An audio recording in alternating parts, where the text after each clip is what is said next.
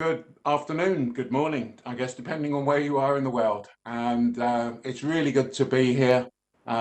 This is so much better than jumping on an aeroplane and traveling all around the world. Do you remember the days where we used to do that? My name's Colin Shaw. I'm the founder of a company called Beyond Philosophy. We've been doing customer experience work. I've written 7 books on the subject. And we've been doing customer experience work for, well, since 2002. So virtually at the turn of the century. Sounds even long ago, doesn't it, when you say the turn of the century? And I'm coming here today to talk to you about the next wave of change that I see happening in 2021. So we're going to jump right in. We've not got a lot of time. Let me try and share my screen. Let's do the technical bit whilst we're doing that. I hope everybody now can see my screen. So let's talk a bit about what sort of that next wave of change, because needless to say, this is a unusual year, and what we know is that COVID has accelerated a lot of the changes that I've made. So what I want to do is, first of all, I want to take a step up, and I want to sort of look at the big picture and start to think about some of the things that are happening and the focuses that we are putting on things now. So the first way I want to describe this is, I want you to think about this. Have you ever gone to walk down a darkened alley like this? So look at the screen and you can see this darkened alley. Now, if you've ever gone to walk down an alleyway like this, I'm sure like me, you would have stopped and thought to yourself, well, maybe this isn't a good idea. Maybe I shouldn't walk down here. The interesting question for me is, what is it that makes you stop? Why did you stop? Okay. And what we discover is that you first of all have the action of stopping. Effectively, that's what the customer does. They do things. The reason that you stop, though, when you look down the alleyway, I'm sure you're thinking, well, when you say, why am I stopping? You can see things like graffiti on the walls on the left-hand side, that the alleyway is long and you can't see down the bottom and there doesn't appear to be anybody there. But there are darkened doorways to the side. The walls are quite high. So, if you were attacked, then how would you deal with that? So what stops you is an emotion, okay? It's about how you feel, okay? But the interesting part here for me is that, what we're actually seeing, what causes that emotion. And what causes that emotion are the subconscious clues. Now, when I say subconscious, what I'm saying is the things that you aren't consciously aware of. So you're not consciously aware of the fact that there was graffiti on the walls. It's only when I mention these things that you start to think about them. It's a bit like if I said to you, think about the fact that you're breathing, okay? And now you go, oh yes, I'm breathing. I've just breathed in and I've just breathed out. Therefore you were breathing before I mentioned it, but I've now made you aware of the fact that you're breathing.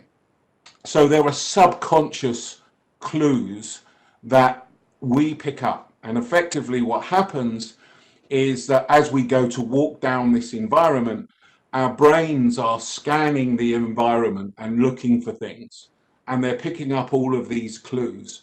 And as we scan the environment and look for these things, it puts all these clues together and it says, Colin's an idiot. He's just about to go down an alleyway. And that's gonna, there's a danger there. I'm gonna hit a button called fear in his brain, in my brain, and I'm gonna hit a button called fear, and then the psychology, the fight or flight kicks in, and I stop. I take the action of stopping. So, when you look at that, when you actually start to analyze that, there are these 4 things that are happening. And this is the reason I'm going at length at this with you now, is this is what customers do, okay? Customers do something, the rational action. The question for me is, Why do they do it? What is it about their motivation, or that something you've done to them that has made them do these things? So that's then about the emotion that they feel. And then you're into the subconscious and the psychological aspects of these things. And this comes under a heading called behavioral science. Okay, and this is where I think things are moving to. And I think things are moving to this so rapidly now that I actually wrote a book called, my last book was called The Intuitive Customer. And it talks about the fact about how we make decisions, okay, how customers make decisions. And we actually do a weekly podcast called The Intuitive Customer.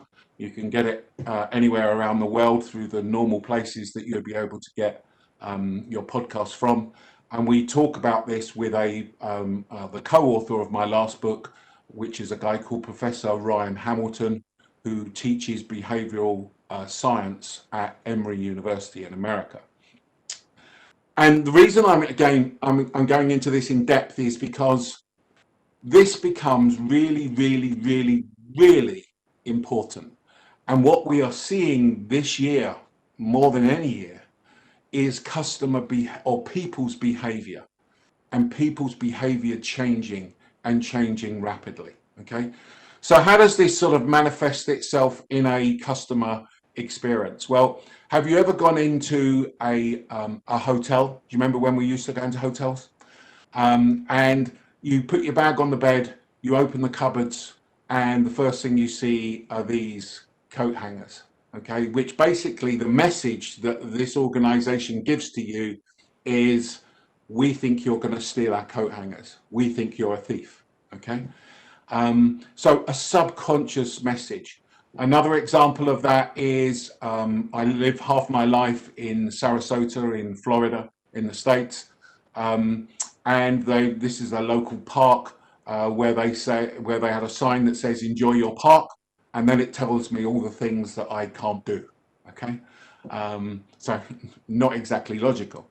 How many times have you gone to press a button for an elevator or a lift, and you've pressed the button 72 times, and you keep pressing the button? Well, let me tell you something.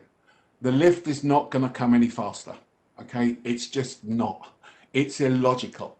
Okay, so the point I'm trying to make is this: customers are irrational. We do not do rational things.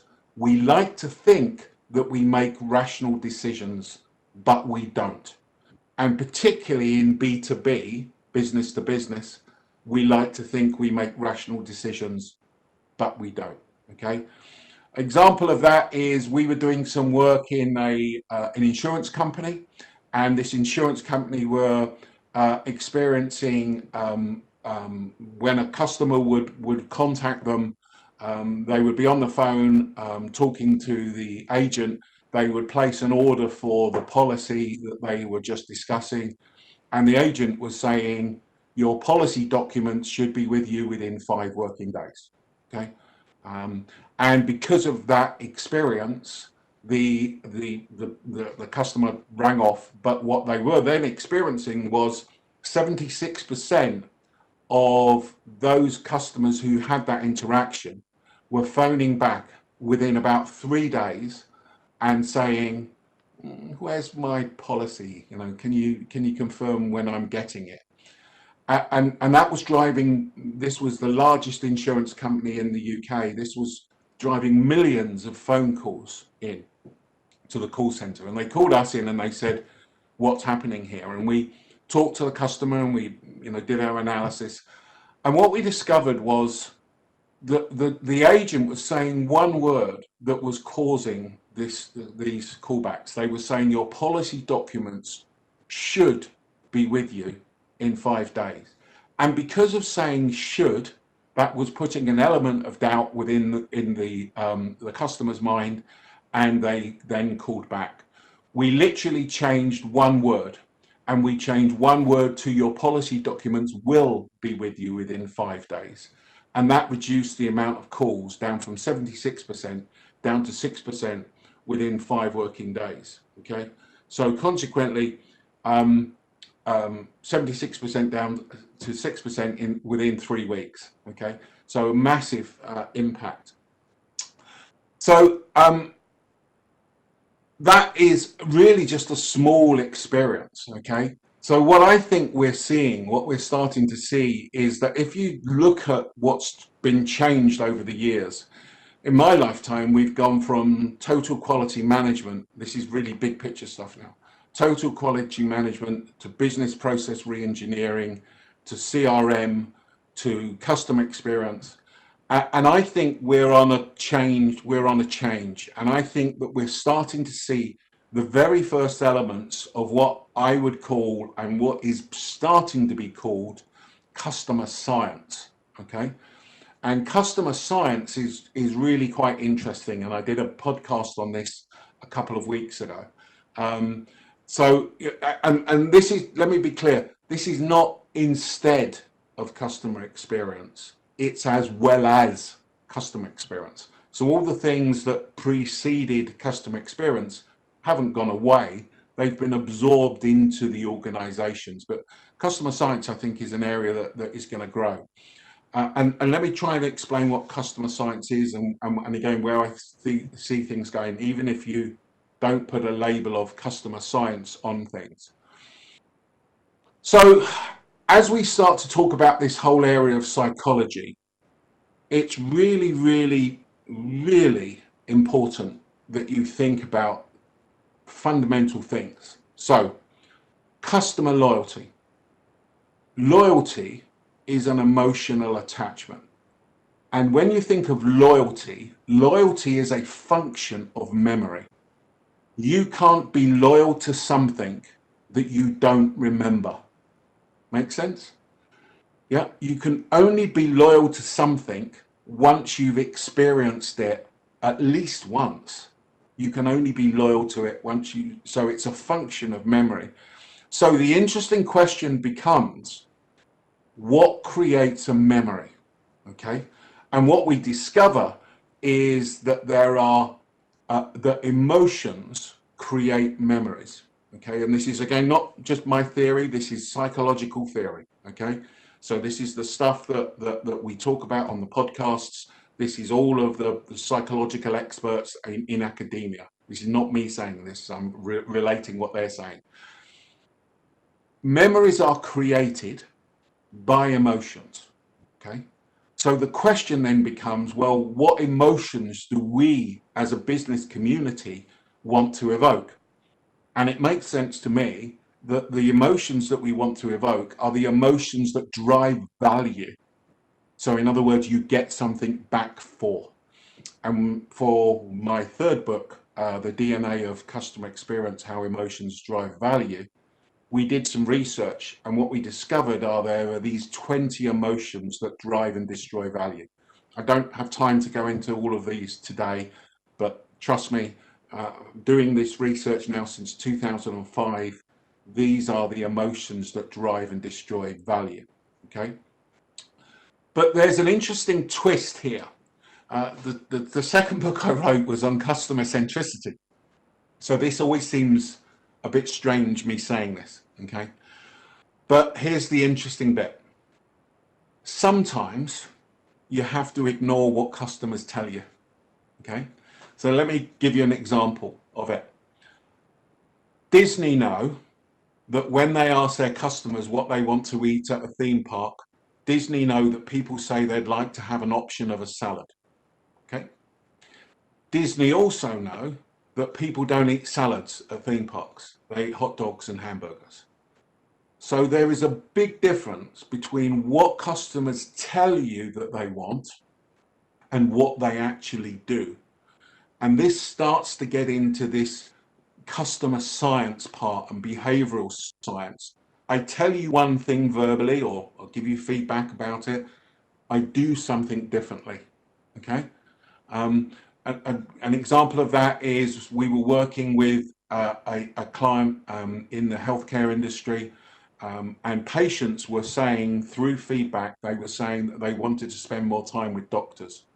So this hospital system was just about to increase the amount of time that patients spent with doctors. What we discovered was it wasn't that they needed to spend more time with doctors. What we discovered was that the patients actually, what they meant was they didn't feel the doctor listened to them. Okay, that's a big difference between I want to spend more time with you to I want to listen to you. I could have doubled the amount of time with you, but if I still felt you didn't listen to me, that would have actually made my experience worse. Okay, so we need to consider those things. So there's this 4-box model that we use when we look at this stuff. There's the desired, and there is what drives value. So the top box, the blue box at the top right hand corner, is the conscious area. These are things where customers say that they want them and they drive value.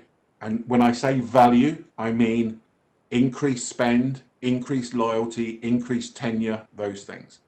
The two most interesting boxes are the deception and the subconscious. So deception is where a customer says, I want something like the salad.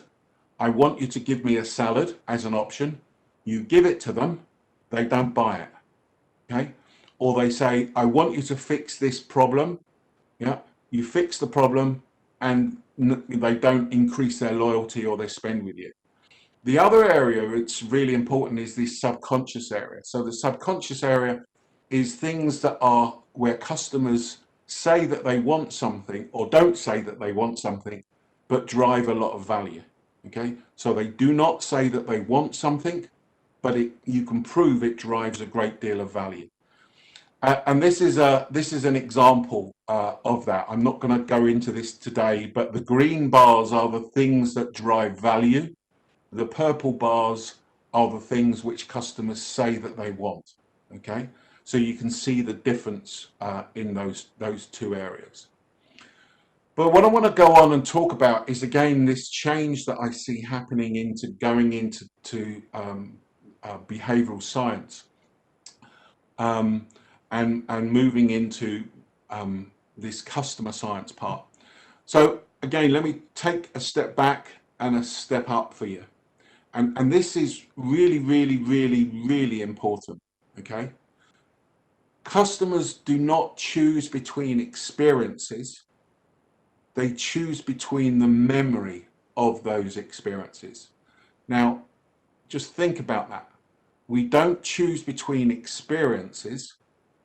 We choose between the memory of those experiences. Now, this is actually not my words. This is a guy called Professor Daniel Kahneman. And Daniel Kahneman has won the Nobel Prize for behavioral economics. Okay? And what he talks about is human beings, we don't choose between experiences, we choose between the memory of an experience. So when you start to look into memory, what you again get into is to realize that you have an experience in self. Okay? So the experience in self is you here today, now, listening to me. And we have a remembering self. Okay? So the remembering self is what I remember. So in 2 days' time, when someone says to you, so what was that Congress like? Was it any good? You say, yeah, it was good. So and so happened, that happened, that happened. But you won't remember everything that's happened today. Okay? So we have the experiencing self and we have the remembering self. And what Kahneman talks about is that memories are formed by what's called the peak end rule. Okay? So the peak end rule basically means that what we remember in an experience is we remember the peak emotion that we felt and we remember the end emotion that we felt. Now again, this is not just with customers. Think about your life, okay? Think about happy times. Think about sad times. Think about, when you got married, you're having kids, graduating. You're probably even smiling now as you think about those things because that memory has got like an email attachment of the emotion attached to it. And that's the peak emotion and that's the end emotion. So from a customer experience perspective, this begs some questions. The questions for me that this starts to address is, or to question is, where is the peak emotion in the experience that you are delivering today? Okay, where's the peak emotion that your customers are experiencing today? And what is the emotion that they are experiencing? And an even more important question is, what do you want them to feel? And where do you want the peak to be? Okay, because what we discover is that we don't design our experience with evoking an emotion in place. And this is the type of work we do with our clients all the time, is designing an experience to evoke the peak emotion that drives value. Okay, in other words, that the organization gets back something for doing this that drives value. So that's the first thing about memories. Okay, just to recap, we don't choose between experiences, we choose between the memory of experiences, and we need to consider this peak end rule. Okay, now the other thing to think about as we think about the future and where this is all going is to further understand memories. Okay, and memories are like fishing nets. So you can imagine a fishing net. You can see this fishing net here. You can imagine one of these knots of this fishing net. And you can imagine now I'm picking up that memory, okay, of that fishing net, okay? And what we do is we examine those memories. So if I said to you, think about the last restaurant that you went into, or the last time you bought something online. Okay, just think about that. What you're doing is you're picking up that memory and you're thinking, oh yeah, I remember buying something online yesterday. Okay, you're examining that memory. Now, the important part here is you're picking up that memory, but because it's a fishing net, it's got lots of other memories attached to it. Does this make sense? It's got lots of other memories attached to it. So some of those memories could be, yeah, I went onto this Amazon and it was really good and they did this and they did that. Yeah. And so therefore you're examining those things. So it's like picking up this memory and you're examining it, and it could be experiences, the experiences that are around it could be about previous experiences that you've had. Those memories could be about similar experiences. So it could be that you went online and that's the memory you're currently looking at, but you're also thinking about other memories that you've got that influence this one memory. It could have been about what others tell you, these other memories about what others tell you. So the important part I'm trying to get across here is memories are connected. Okay? Memories influence what we decide to do and therefore to buy. Now, as we look into next year and the next wave of change, and I've talked about customer science, okay, there's a sort of merging here of a number of things happening, a classic sort of perfect storm that's starting to happen.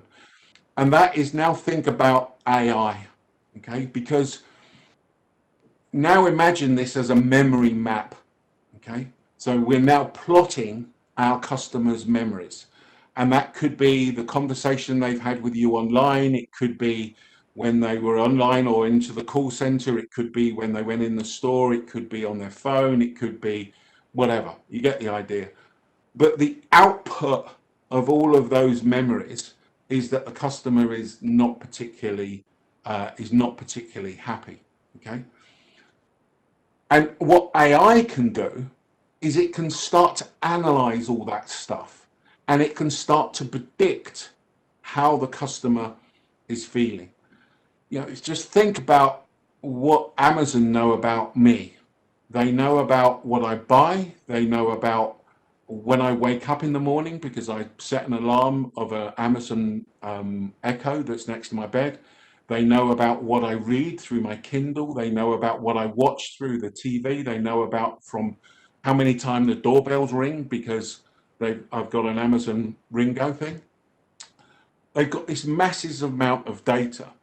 And what therefore we're able to do, and what they are doing, and what will be the next change, is we're going to be able to create memory maps of our customers' memories through AI, capturing all of this information. And we're then going to be able to anticipate and proactively change our customers' experience. So we're going to be able to turn around and say, the customers have this experience, and these are the memories that they've effectively got.